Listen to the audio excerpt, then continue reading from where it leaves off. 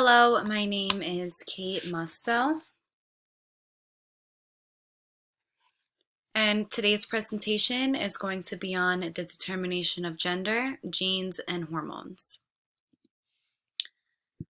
So the determination of sex, the first thing that we have to note is that humans have 23 pairs of chromosomes or 46 individual chromosomes.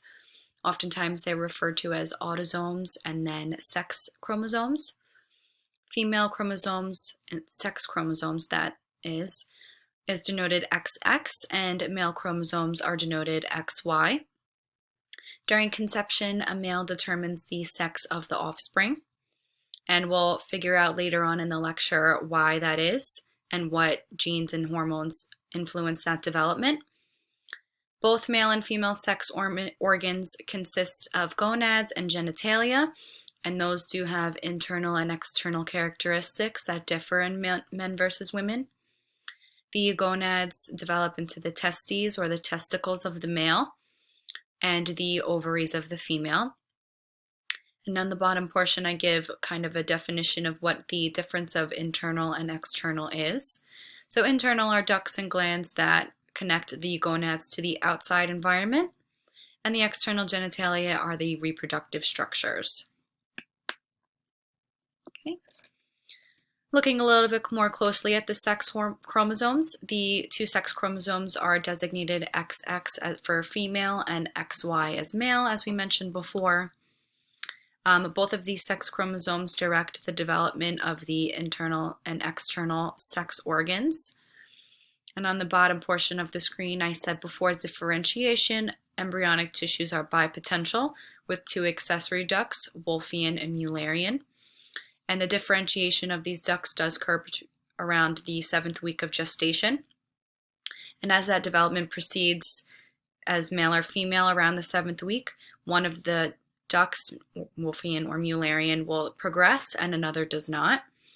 And on the right-hand portion of the screen, we can just see a scanning electron micrograph of the female and male chromosomes. And you can really look and see what the size difference is between these two, as well as the banding pattern, which we'll look closely at in just a moment.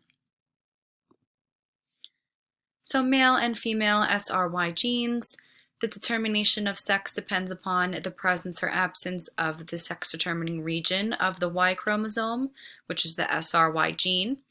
And as I was mentioning before, we were going to take a look at why males are the ones that direct development of male versus female in offspring, and this is why.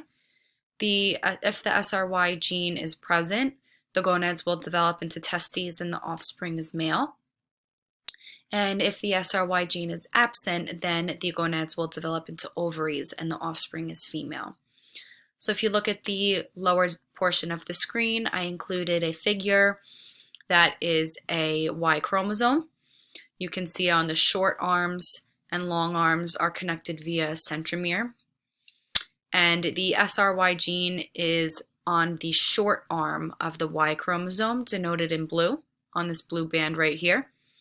And this gene is a Y-linked gene because it's only found on the Y chromosome.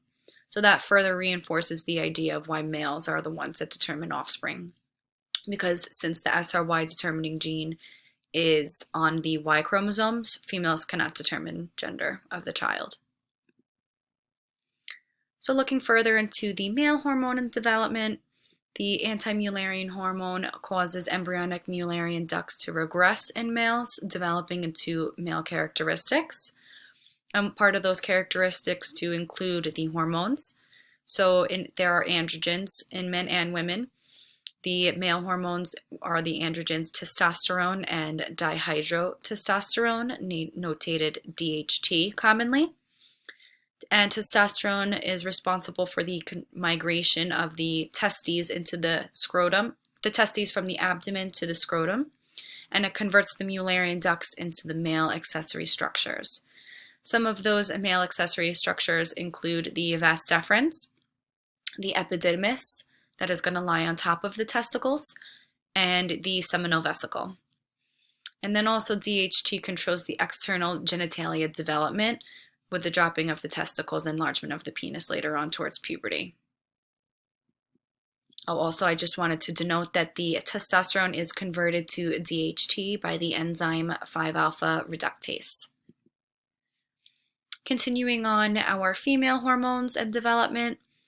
In females, the SRY gene is absent and the gonads develop into ovarian tissue.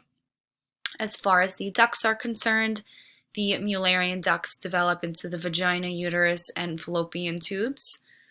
There is an absence of testosterone, so the Wolffian ducts do degenerate in the females, and we don't develop any of the same secondary sex organs as the males.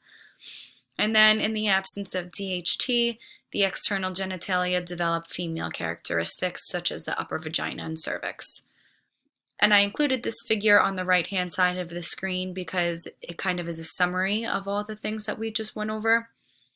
So in the top, labeled A right here, this shows the bipotential gonad. Around the 6th or 7th week of gestation is when it starts to differentiate depending upon the hormones and the SRY gene being absent or present. And as you can see on the bipotential gonad, the Mullerian duct is noted in red and the Wolffian duct is noted in blue. So traveling down to the portion labeled B of this diagram, there is a positive SRY gene, naming that the SRY gene is present. So that means that there is a Y chromosome and then the male will develop, the offspring will develop into the male. And then down here you can see the gonads are testes, which descend down from the abdomen into the scrotum. And the secondary accessory organs are the vas deferens, seminal vesicles, and the epididymis. Coming over towards the portion of the diagram labeled C, there is no SRY gene, so that denotes that there is no Y chromosome. Therefore, it's XX, and the development of the offspring is going to be female. The ovaries stay in the abdomen. They do not descend down because there's no DHT or testosterone. And then the secondary accessory organs are the oviducts, which encapsulate the ovaries. And then the Mullerian ducts do form into the uterus eventually, the cervix, and also the upper vagina. So that concludes our presentation on the determination of gender, including the genes and hormones between male and female offspring, and I hope you learned something.